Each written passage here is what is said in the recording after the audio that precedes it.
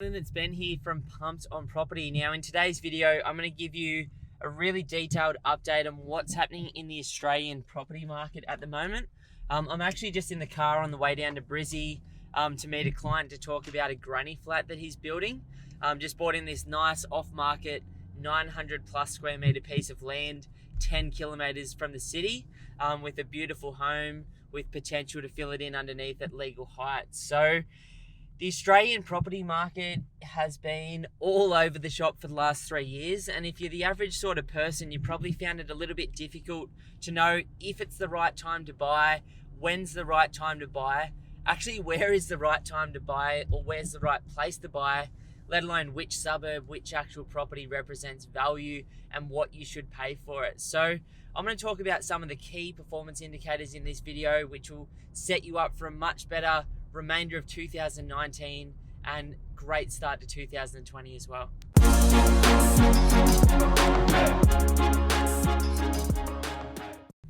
Now, from my perspective, the Australian property market is just starting to come off the bottom of what I think was a pretty heavy 2-year low. So for those of you who aren't aware, Sydney prices obviously dropped almost 15% from top to bottom between 2016 and 2019, and prices in Melbourne, again depending on whose data you're looking at, dropped by between 8 to 12% over that period. Now, it might not sound like a lot as expressed as a percentage, but that was the worst annual decline in Sydney in over 30 odd years. So it was pretty heavy. It was certainly felt by a lot of people. You know, if you were one of those unfortunate people that bought in 2015 or in 16 in either Sydney or Melbourne, then unfortunately you're probably sitting in a bit of a negative equity position at the moment.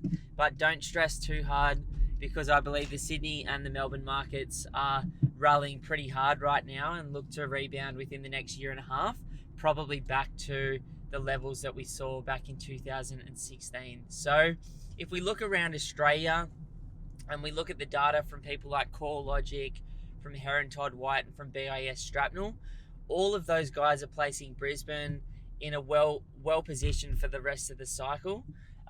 You know, Heron Todd White's suggesting that Brisbane's at the bottom of the market cycle right now. And I kind of agree with that. CoreLogic saying that Brisbane's cheaper to buy than it was in 2008 right now when you take out inflation. BIS Strapnell's calling Brisbane and Southeast Queensland Australia's top performing market over the next 3 years, and they're expecting about 20% growth between now and 2021, which I don't believe will happen. It might be a little bit more conservative than that, but that's what they're saying, and they're a professional forecaster. Now, SQM Research is also predicting Brisbane to be Australia's top performing market over the next 3 years as well. Some other things that are going on from a Sydney perspective is we obviously hit the bottom. We've started to come off the bottom with the quarterly growth rate being almost 2% again. We're seeing a lot of properties moving at auction again. We're seeing a lot of people back out there in the market. Now, the problem with Sydney for me is it was very, very, very unaffordable when you compare it to incomes in 2016. What I think's happened from a psychology perspective in the market is prices have declined a little bit. People believe that now or last year was a buying opportunity, and people have started to rush back into the marketplace thinking that 10 to 15% decline, up to 20% decline in some suburbs in Sydney now means that Sydney represents good value buying and it's a bargain. Now, my major concern with this is if you look at the bigger picture and you take away that recency bias of Sydney, the problem is that Sydney's already got 10 years worth of gains priced into the market in the last 7. In fact, from my opinion, it's got almost 15 years worth of gains factored in. So what I think is going to happen is that because people believe that Sydney represents an opportunity again right now because the price corrected, is people are going to come rushing into the market like they are. Auction clearance rates are going to continue to increase. The amount of stock on the market will start to increase, especially once we come through these extra couple of interest rate reductions very shortly that we're going to see. And it's going to be speculative again. It's going to be people feeling like they're missing out. I've been speaking to agents that I know down there, plus clients, and they've been saying that people are just feral again in some areas. with 10, 20, 30 groups rocking up in some open homes in the right price properties in the right suburbs, with some of those properties selling for $10, $20, $80,000 more than they should be, or they were literally 3 to 4 months ago. So I've started to see some of those people who have been looking at Sydney recognize that it's gotten a bit speculative again, and they've started to reach out to us to look to buy into the Brisbane market. Now, what I think is going to happen is that 15% decline that Sydney saw over the last 2 to 3 years, which was brought on by APRA and the Australian government, prices are going to rebound to about that level. SQM research is suggesting that will happen by 2021. And then what's going to happen is people are going to realize it's extremely expensive again. They're going to recognize that a full 10 years worth of gains were priced into that marketplace. And I think it's going to plateau from that point until we get some inflation or incomes start to rise. Now, again, I don't have a crystal ball. I have no idea what I'm speaking about. All I'm doing is like leaning on other people's information and trying to make a prediction. Now, what I've done recently, which I didn't document on video, is I've recorded, or I've actually sat down and I've looked at the last 3 20-year cycles that we've gone in globally, and then from a Sydney, Melbourne and Brisbane perspective. And what I've found is that in the last cycle and the previous one before that, the next 10 years is very, very, very favourable for Brisbane property. But in the 2 cycles before that, there was also some growth in Sydney and some growth in Melbourne. But when you factor it in as a 10-year gain minus inflation, the gains, particularly in the last cycle, weren't anything special to me, which is why I'm personally sitting out of both of those markets until we go through the next global financial crisis, which Phil Anderson and Fred Harrison suggest should be around about that 2025 to 2027 mark, based on history of their stuff. Now, if you're interested in that, check out their works, check out their videos on YouTube, because there's some good stuff.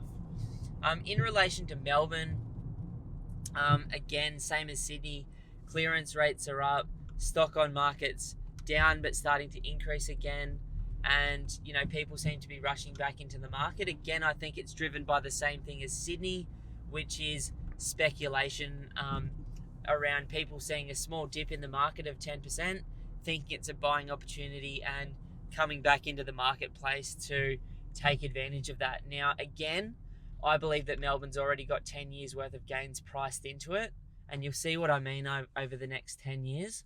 But it is relatively affordable when you consider it to Sydney, and because the population is growing faster than Sydney, and because the population's almost the same size now, either Sydney's overpriced or Melbourne's overpriced, or Melbourne's slightly underpriced, and it has the potential to come up to the same level as Sydney over time.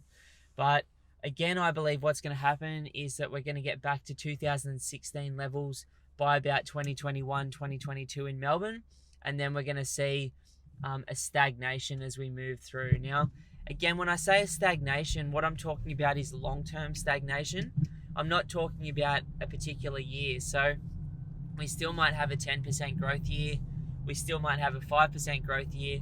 But when we go through the next GFC, because we'll again have negative years and there'll be flat years in between that too, I just think, the average for me doesn't make sense for me to go rushing into that market at this stage, especially when I look at long-term affordability for the average person living there.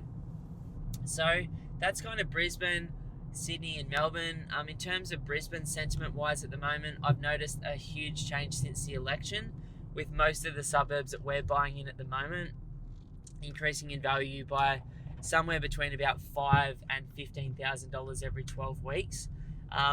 Good quality homes are selling quite quickly at the moment. Auction clearance rates slightly up, although auctions are a horrible way to sell property in Brisbane. Don't know why any of the agencies do it. Good quality homes are selling in between 1 to sort of 3 days from the time they come to market in good quality suburbs. Now, again, in terms of Sydney, Melbourne and Brisbane, the product that's moving fast and the product that's working is well-priced quality homes in quality streets at good prices in the right suburbs and right pockets of the city. So when you look at Sydney, what I'm talking about is southern beaches, northern beaches, eastern beaches and city centre. When I'm talking Melbourne, I'm talking city centre and east. And when I'm talking Brisbane, I'm really talking about northeastern city centre of Brisbane. So quality stuff seems to be rebounding faster. What I've also noticed in Sydney and Melbourne is that the quality suburbs didn't decrease in value as heavily as some of the more affordable, more speculative suburbs that were investment driven. Now, a couple of other things that you need to be aware of about the Australian market at the moment is, according to some of the people that I know that work in corporate banking that are clients of ours, they're expecting a rate cut next week. It's coming off the result of below average employment figures because the unemployment rate in Australia has gone up further than the government wants it to be. The government set a long-term budget over the next 2 to 3 years of something under 4%, but right now it's just jumped back to 5.6 to 5.8%, with the actual true unemployment rate being a shitload higher than that.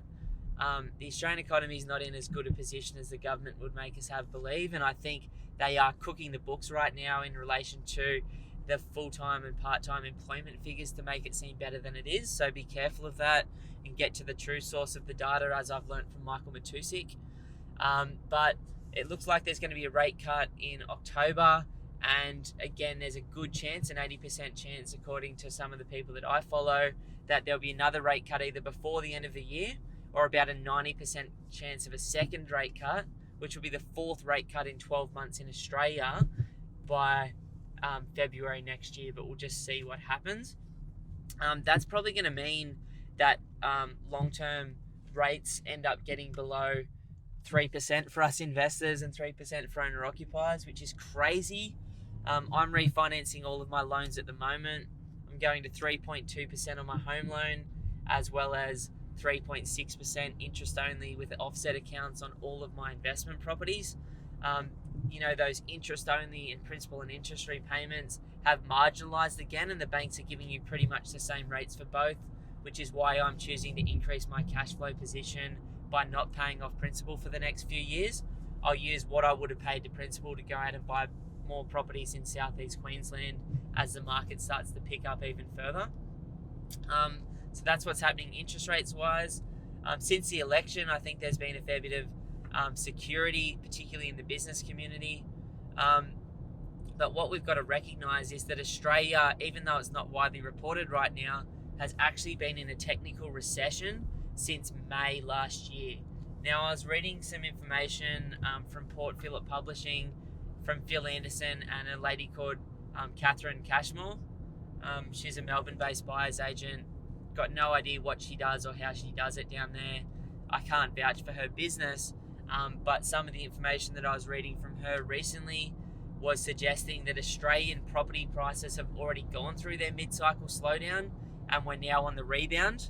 I was also reading Ray Dalio's book, Big Debt Crises, recently, and the Australian government is doing everything possible right now, as is a lot of the European governments and the American government, to keep the show on the road. Now, the thing about going through the mid-cycle point in a cycle as opposed to the end point where we have like a GFC or a Great Depression is that right now governments can still do things, which they are doing. The things that they're doing right now across the world is reducing interest rates, which will be passed on by the major banks, and I think the banks will start to get pressure.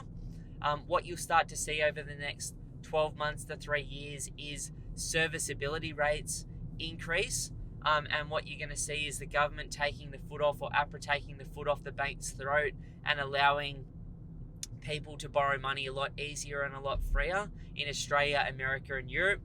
You already start to see the shadow banks in Australia, America and Europe increase their market share at the moment. I think in the last 3 months, 25% of Australia's home loans have been written to second and third tier lenders.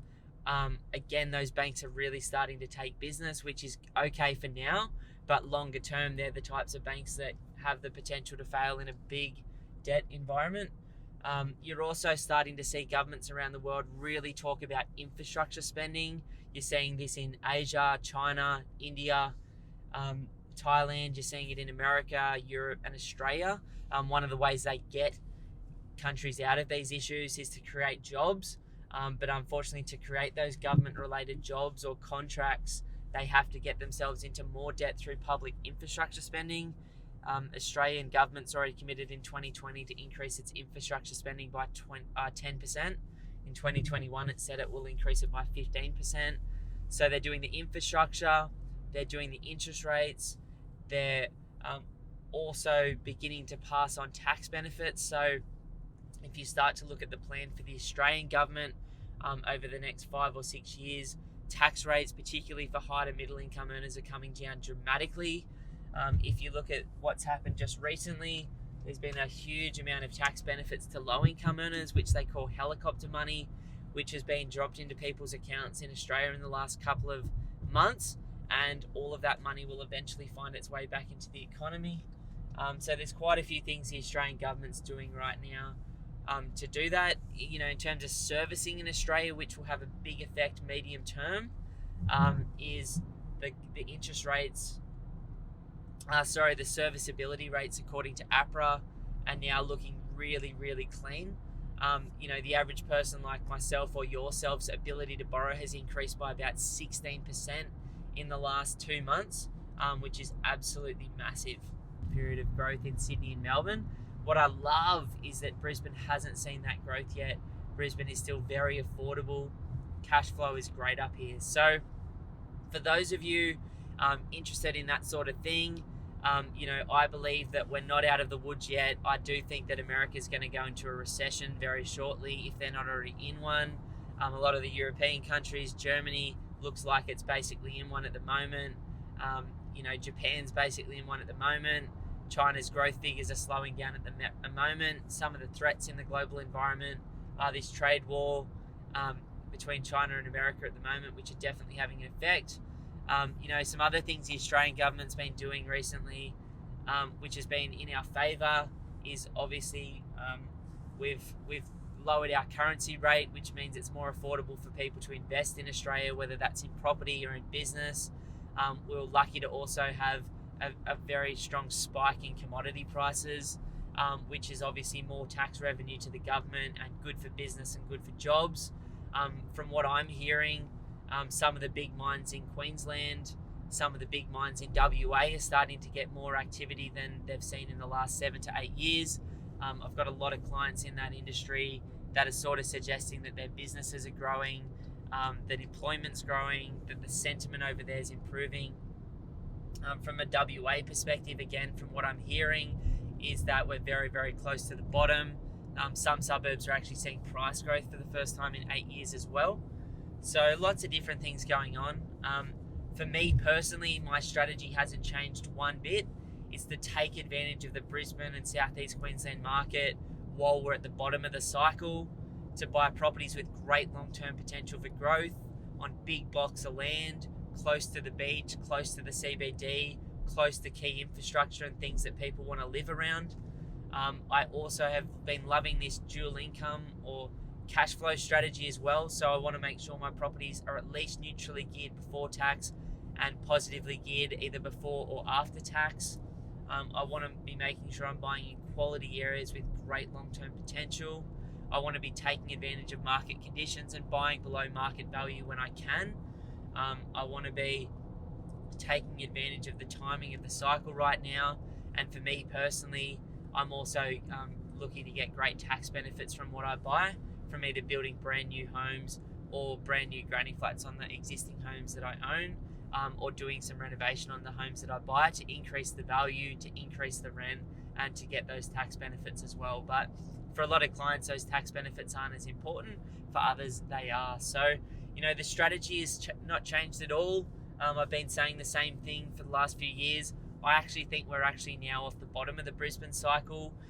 But with what's going on globally, there could be another 1 to 2 years, maybe 3 years before we come out of the global mid-cycle slowdown. Like I've been saying for years now, what normally happens at this stage of the cycle is that the businesses, and you might be already noticing this in parts of Australia, or you will be after listening to this, you'll be starting to see that a lot of businesses are failing. You'll be seeing, a lot of for lease signs on commercial properties around.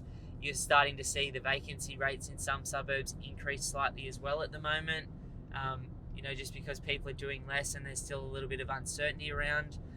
But on the top of that, The government's doing everything they can to create a huge second half of the cycle, particularly for Brisbane and for Perth. I'm really excited to continue to be a part of it, to continue to be buying. I've certainly noticed in my business the inquiry has absolutely gone off its head since the election, and so many more people than I've seen in the last 3 years are wanting to buy property, particularly in Brisbane. So we're obviously a leading indicator with people looking to buy. Keep educating yourself, keep learning. If you're in a position where you seriously want to take advantage of the current cycle and take advantage of the next 1 or 2 years, please jump over to www.pumpedonproperty.com and book in a complimentary strategy session with myself or my brother Simon. We can sit down with you and talk about where you are, where you'd like to be in the future, honestly what's holding you back at the moment and why you've been sitting on the fence for so long.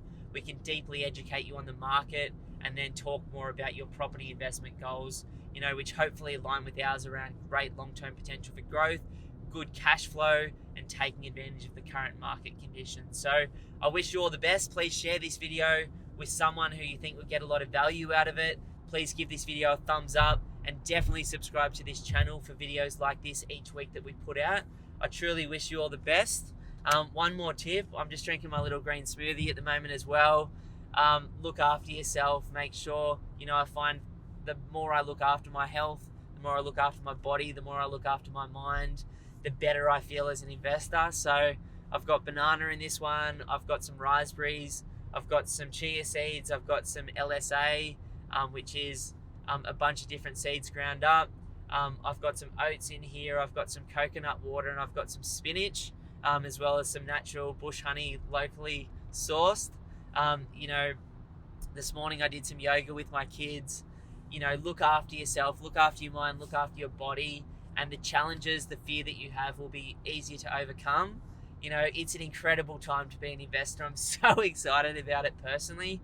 And I'm continuing to invest my own money in the market and put my money where my mouth is, as well as help 50 to 100 people per year do the same thing in Brisbane right now. So I truly wish you all the best. Keep educating yourself. Don't believe the hype. Don't get too freaked out by what people are saying. It's completely normal what's going on at this stage of the cycle if you understand the long-term history. Don't get caught up in the hype in Sydney and Melbourne and think it's this incredible opportunity that you're going to miss out on either. Like I said, I feel like prices will just readjust to where they were. People will realize they're ridiculously expensive still, and then we're going to get a bit of a plateau. But again, a plateau doesn't look like a flat line for a long period of time. It looks like good years, really shitty years, and nothing years. So just be aware of that. Remember that at this stage of the cycle, last time around, Sydney and Melbourne in the 9 years leading up to 2011, or particularly Sydney, did less than 1.2% per annum. When you take out inflation, it was again cheaper to buy 9 years before that. So just be very, very careful that you don't get caught in the hype. You don't overpay at the moment. If you were trying to buy Sydney, the time would have been before the election, between January and the election this year, when you could have got it 15% cheaper. But don't go rushing in and don't get caught up like everyone else that doesn't know what they're doing down there again at the moment. I wish you all the best. Give us a thumbs up, please subscribe, and keep your finger on the pulse. Cheers.